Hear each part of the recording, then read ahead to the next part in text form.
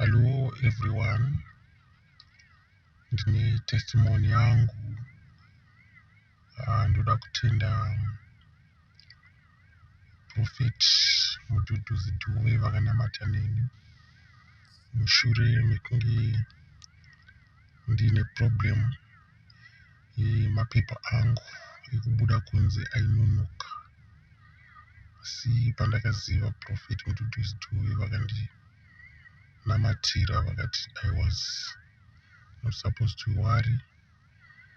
My paperwork was going to be approved in a short period of time. Saka ndakanamata navo through a spiritual padlock. Within a short period of time, zvese zvakanaka, mapepa angu akaita.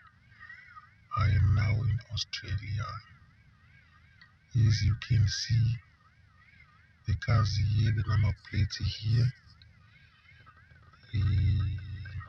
Vanhu vamuri kuona, I am now in Australia. Ndava pabasa. Ndoda kutenda Prophet Dhuve